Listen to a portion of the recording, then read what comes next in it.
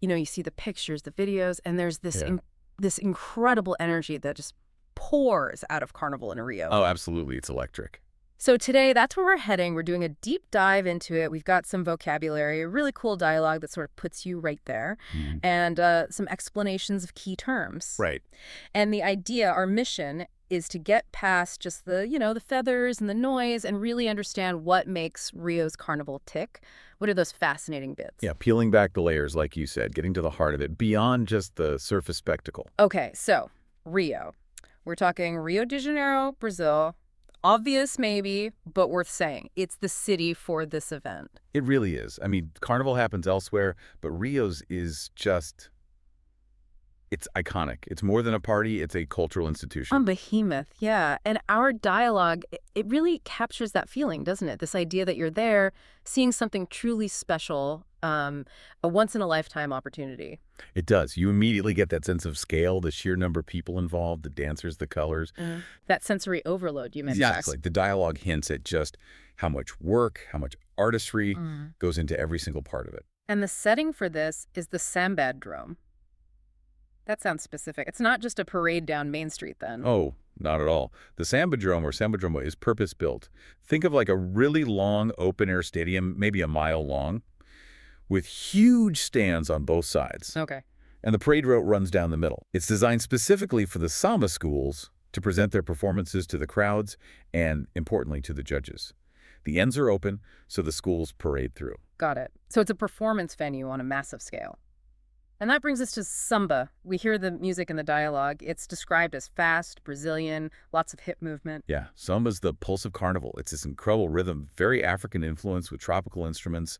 It evolved early last century in Brazil and became this huge national symbol. And during Carnival, it's everything. It really is. Yeah. Each Samba school picks a theme, develops their own song, their own choreography around it. It's the core of their presentation. And these schools, they're not just random groups, right? The dialogue calls them prestigious and mentions one being very old. What does prestigious mean in this context? Well, these Samba schools are often massive community organizations. They might run projects year-round, social things, educational things. They're deeply rooted. Ah, okay. So prestige comes from that history, from maybe decades of competing at a high level, winning titles. It's about tradition, community pride, and consistent artistic excellence, often passed down through generations. Winning the competition is a huge deal. Right. Then there's the float. And the dialogue makes it clear this isn't like a pool float. No, definitely not. These sound enormous, decorated platforms like artificial islands or trees with people dancing on them, and they see the Carnival Queen on one. Yeah, think of them as mobile works of art, or rolling theatrical sets, maybe. The schools pour incredible resources into designing and building these things. They're complex, elaborate. Wow. They help tell the story of the school's theme for the year. And yeah, figures like the Carnival Queen are often featured prominently, embodying the theme's spirit. And I liked that little moment where the listener's friend gets asked to dance. It adds a bit of spontaneity. It does. It shows that even within this huge organized spectacle, there's still that infectious joy, that invitation to just join in. Carnival often breaks down barriers like that. Okay, so we've got the scene set. Let's dig into some of the specific words and phrases from our source material. First, ticket scalper. We kind of know what that is generally, but any Carnival specifics? Well, like any huge sold-out event, you'll find them. Demand for the Sambadrome, especially for the main parade nights, is intense. So yeah, scalpers are around, often unofficial, selling tickets at higher prices. It just speaks to how much people want to be there. Makes sense.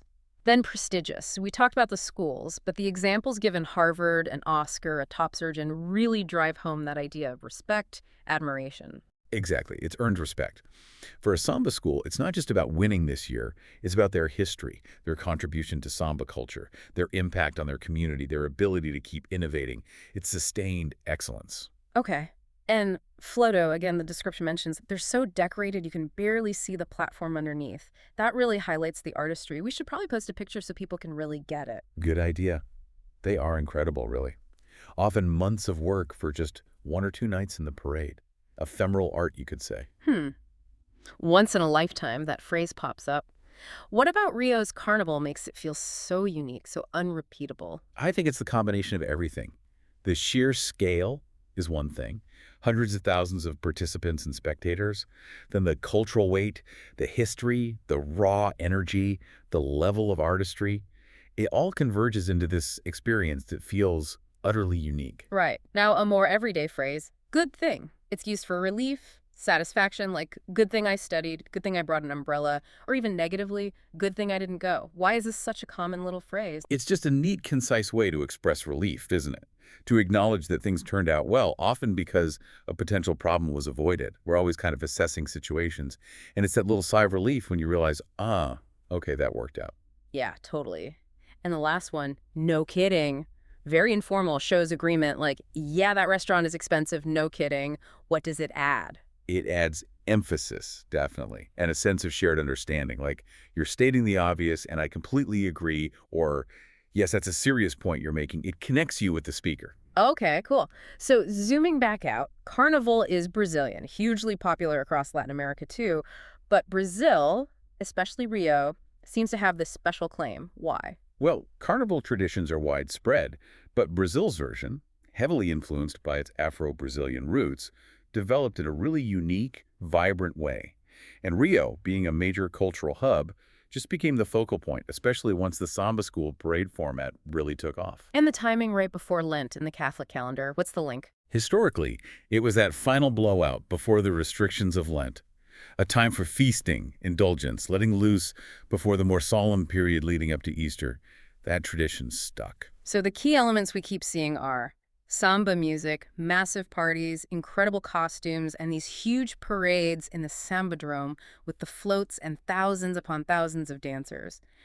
What's the overall feeling they create? It's just this overwhelming wave of cultural expression. It's creativity, community, history, joy, all exploding at once through music, dance, visual art, on a scale that's hard to comprehend unless you're there. Now, Rio gets the headlines, but the sources mention São Paulo too, and also Bahia, and something like Bambo suggests it's not just Rio, right? Oh, absolutely not. Yeah. São Paulo has its own massive carnival parade, its own Sambadrome, very similar in style to Rio's. Bahia is almost certainly Salvador in the state of Bahia. Their carnival is huge too, but much more focused on Afro-Brazilian traditions, Yeah. different music styles like axe, massive street parties called blocos. Okay. And Bombo. That sounds like maybe a mishearing of Recife. Or Yeah. perhaps Olinda nearby. Yeah. They're in Pernambuco in the northeast. Their carnival is famous for frevo music and dance, incredibly fast-paced, acrobatic, and giant puppets.